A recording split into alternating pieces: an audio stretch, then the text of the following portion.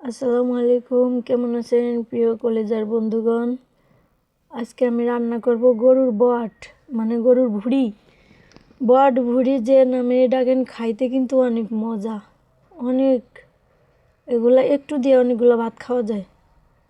এটা হচ্ছে শখের জিনিস। শখ মানে অনেক মজাদার জিনিস। এটা একটু একটু মানে ধৈর্য সহকারে রান্না করা লাগে। আগেই আমি লবণ হলুদ দিয়ে জাল করে নিয়েছিলাম, জাল করে ছোট ছোট প্যাকেট করে রেখে দিয়েছিলাম ফ্রিজে। যখন মন চায় একটু একটু করে ভাজি করি, সব মশলা দিয়ে শুধু ভাজতে ভাজতে একদম লাল লাল করে, তারপরে এগুলা খেতে মজা। আর এগুলোর সাথে যে চর্বি থাকে ওগুলো ফেলে দিছি, আর যে তেল এখন আছে ওগুলো দেওয়া, তেল দিয়েছি, সব প্রকার মশলা দিয়েছি, দিয়ে এখন এটাকে শুধু ভাজতেই থাকবো, ভাজতে ভাজতে একদম লাল লাল করে নিব। দেখেন লাল হয়ে গেছে, কালারটা কত সুন্দর হয়েছে। আমার আব্বু এগুলো খুব পছন্দ করতো আমি রান্না করলে। একবার তো আমি মুরগি রান্না করছি, লবণই দেই নাই, আব্বু খেয়ে নিলেও কিছুই বলছে না।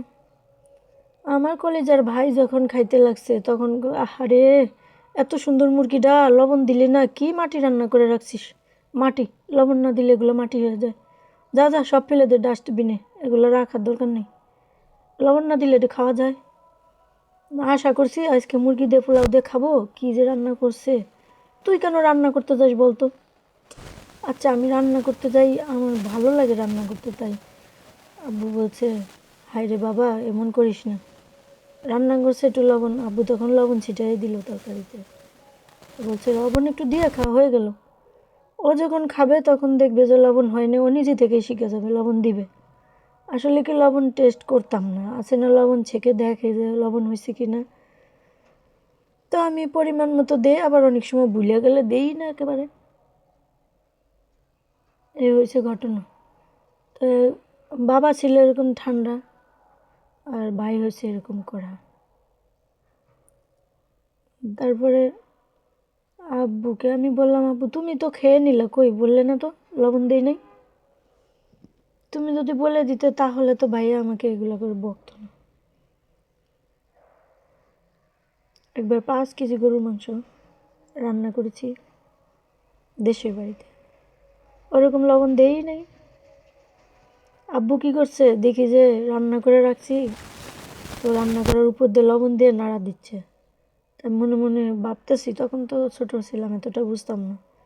আমি ভাবছি হয়তো আমার ভুল হয়ে গেছে, আব্বু এটা সঠিক করতেছে, আব্বু এটা ঠিক করে দিচ্ছে। তো এই হয়েছে ইতিহাস।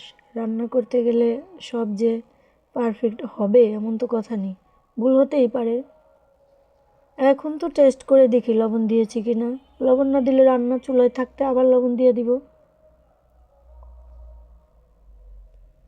ভুল না করলে মানুষ সঠিকটা বুঝে না। বাবা থাকতে বুঝি নাই বাবা যে কত বড় সম্পদ। বাবাকে হারিয়ে বুঝলাম ছায়া দেওয়ার মতো বটগাছটা আর পৃথিবীতে নেই। আমাকে এতটা মিস করি না যতটা বাবাকে মিস করি, কারণ বাবা আমার মায়ের মতোই ছিল। সুখ দুঃখ ব্যথা বেদনা সব কিছুতে পাশে থাকতো, সব কিছু বুঝতো।